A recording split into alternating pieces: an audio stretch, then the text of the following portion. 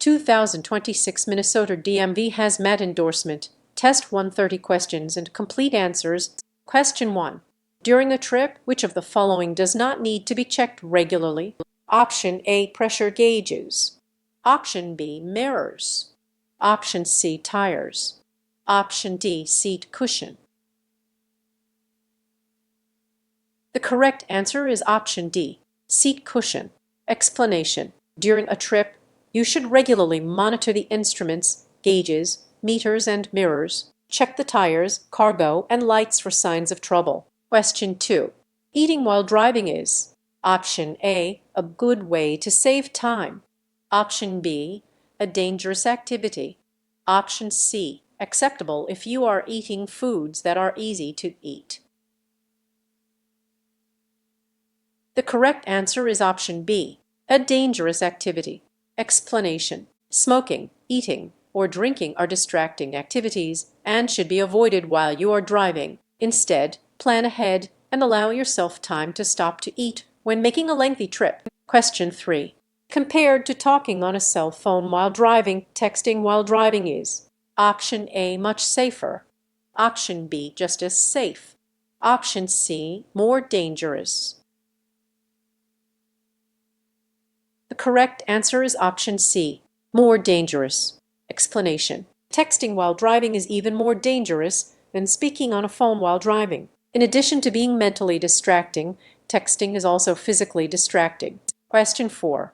When starting a vehicle, the oil pressure should option A, gradually build up pressure over the span of a few minutes. Option B, come up to normal within a few seconds. Option C, start high, then decrease as the engine is run. The correct answer is option B, come up to normal within a few seconds. Explanation. Oil pressure should come up to normal within seconds of starting the engine. Question 5. How much water must be present for a vehicle to hydroplane? Option A, usually several inches. Option B, a good amount, such as a large puddle. Option C, a small amount. The correct answer is option C, a small amount. Explanation. Hydroplaning is an effect in which a vehicle's tires lose traction with the surface of the road and instead glide along a layer of water. There does not have to be much water on the road for this to occur. Question 6. Which of the following is the best advice for driving in fog? Option A, try not to drive in fog. Option B, use your high beam headlights. Option C, turn off your lights. The correct answer is option A, try not to drive in fog. Explanation. Driving in fog is always dangerous and should be avoided entirely, if at all possible. If you must drive in fog, be sure to turn on your low beam headlights and fog lights, even during the daytime. Question 7. Water on bridges. Option A, usually freezes before water on other parts of a roadway. Option B, usually freezes after water on other parts of a roadway. Option C, will not freeze. Option D is not a concern in cool weather. The correct answer is option A, usually freezes before water on other parts of a roadway. Explanation. Bridges will generally freeze before other parts of the roadway. Be careful on bridges when temperatures are around the freezing point. Question 8. A stopped bus. Option A is not a cause for concern since it is stopped. Option B is only a concern if passengers are exiting the bus. Option C is a concern whether or not passengers are visible. The correct answer is option C, is a concern whether or not passengers are visible. Explanation. You should always exercise caution when driving near a stopped bus. There could be passengers in the vicinity, and the bus may either prevent them from seeing you or you from seeing them. Question 9. One way to prevent fatigue on long trips is to option A, take frequent breaks. Option B, text while driving. Option C, drink caffeine. The correct answer is option A, take frequent breaks. Explanation. To avoid becoming fatigued on a long trip, You should take a break after every 100 miles or 2 hours of driving. Driving through the night or during any other time when you would normally be asleep raises the danger of fatigue. Question 10. When approaching a railroad crossing, you should: Option A. Rely on the posted signals to indicate when a train is approaching. Option B. Rely on the movements of other motorists to indicate when a train is approaching. Option C. Not rely on signals to indicate when a train is approaching. Option D. Look to see if nearby plants are moving from the breeze created by a passing train. The correct answer is option C. Not rely on signals to indicate when a train is approaching. Explanation: as a precaution, you should always approach a railroad crossing under the assumption that a train is coming. Do not rely only on signals or your hearing to indicate that a train is approaching. Question 11. In very hot weather, tires should be checked regularly because: Option A. They may melt. Option B. Air pressure may increase with the temperature. Option C. The tread wears down extra quickly. Option D. The lug nuts may loosen. The correct answer is option B. Air pressure may increase with the temperature. Explanation: air expands as it gets warmer, so the air pressure in your tires could reach dangerously high levels while being used in very hot weather. If this happens, stop and let your tires cool. Do not let air out of the tires, as this could result in the pressure dropping to an unsafe level once the tires cooled down. Question 12. In very hot weather, tires should be checked regularly because: Option A. They may melt. Option B. Air pressure may increase with the temperature. Option C. The tread wears down more quickly than in cooler weather. The correct answer is option B. Air pressure may increase with the temperature. Explanation: because air pressure increases with temperature, you should pay special attention to the tire mounting and pressure when traveling in hot weather. Question 13. When traveling with Division 1.1, 1.2, or 1.3 explosives, the vehicle should not be: Option A. Parked within 300 feet of a bridge. Option B. Parked within 40 feet of the road. Option C. Parked within 40 feet of the road. Option D. Parked on grass. The correct answer is option A.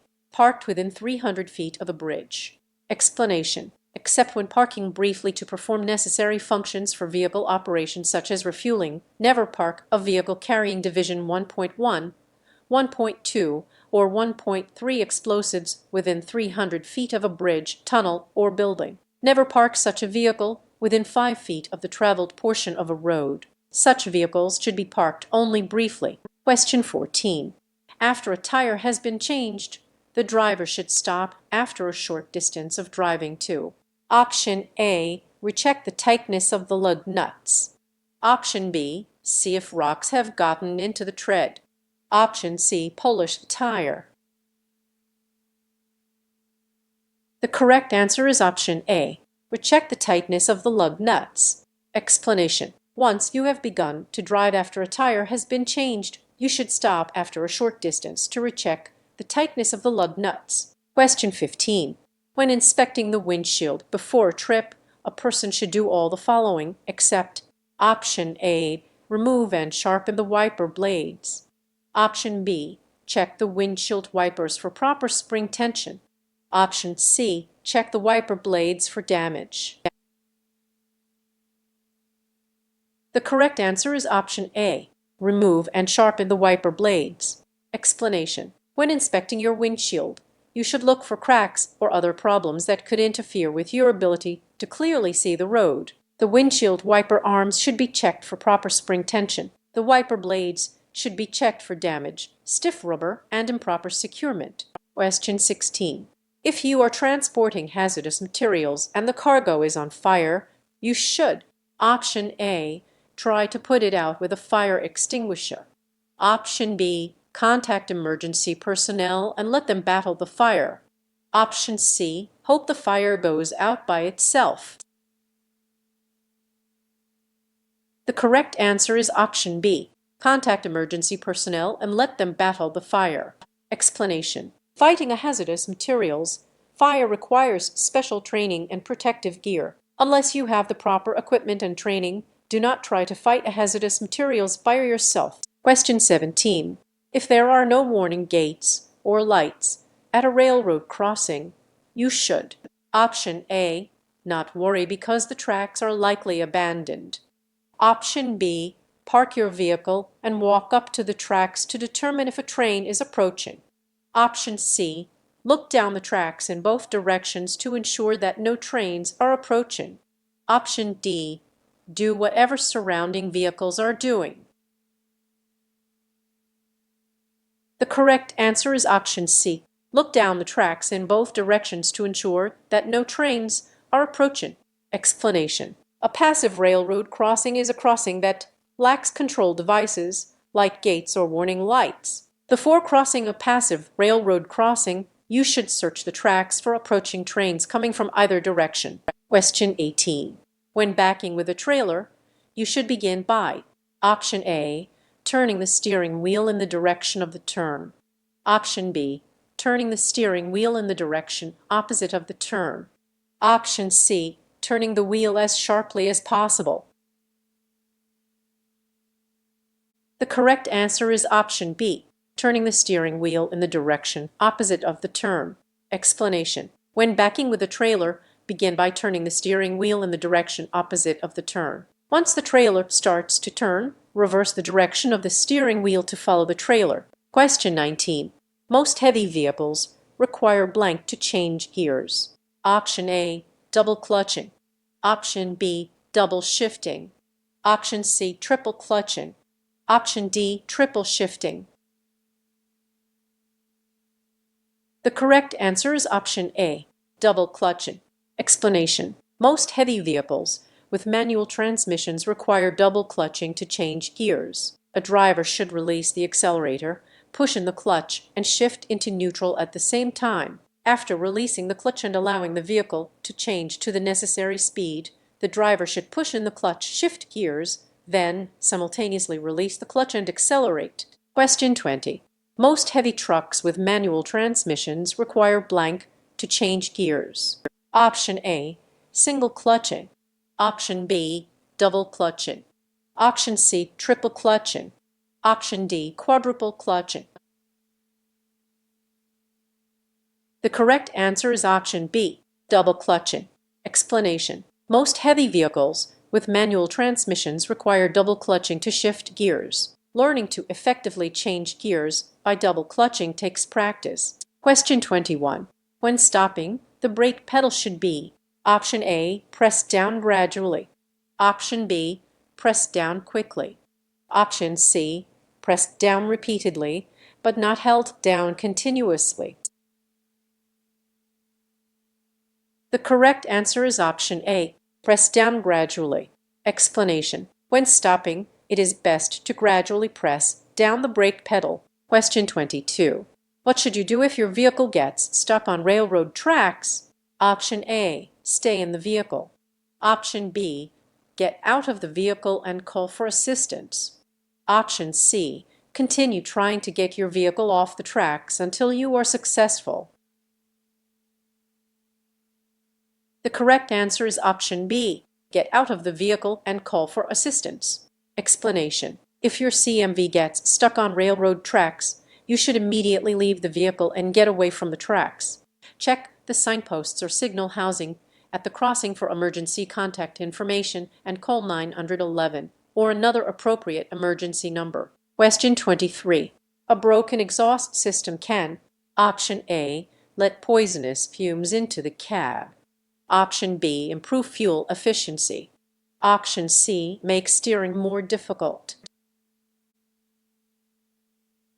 The correct answer is option A. Let poisonous fumes into the cab.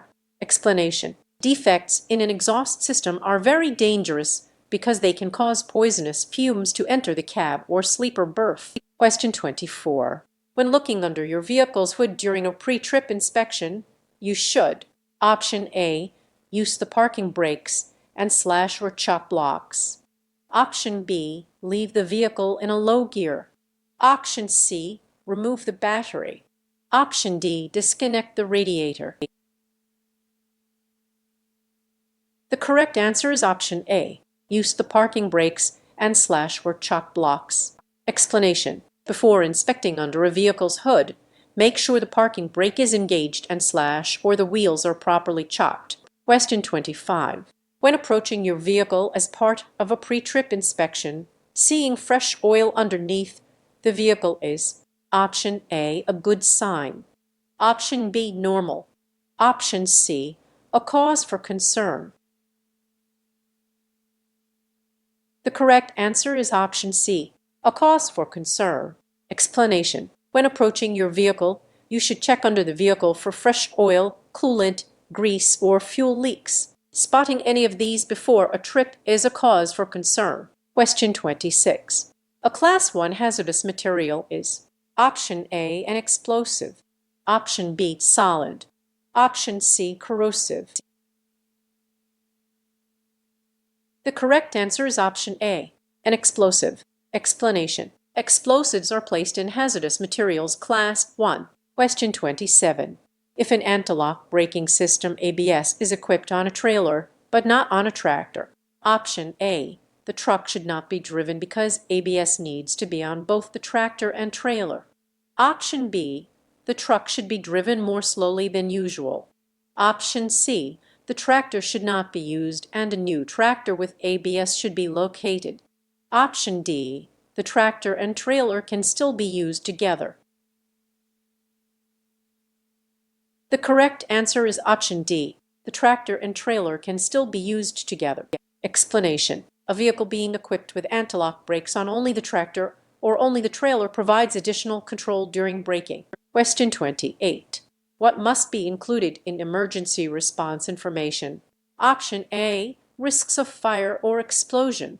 Option B, value of the materials. Option C, driver information. Option D, planned route. The correct answer is option A, risks of fire or explosion. Explanation: the emergency response information for a cargo of hazardous materials must include details about risks of fire or explosion associated with the materials. Question 29. Which of the following is not a sign of tire failure? Option A, a loud sound. Option B, vibration. Option C, smooth steering.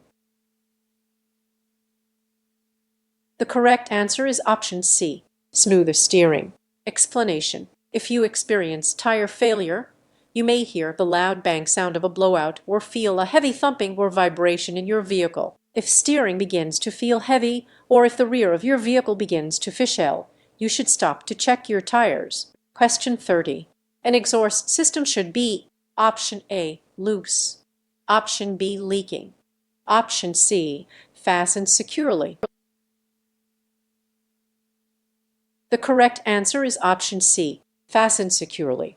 Explanation: when inspecting an exhaust system, you should verify that parts of the system are not loose, broken, or missing. The system's parts must be properly mounted and should not be rubbing against moving parts of the vehicle.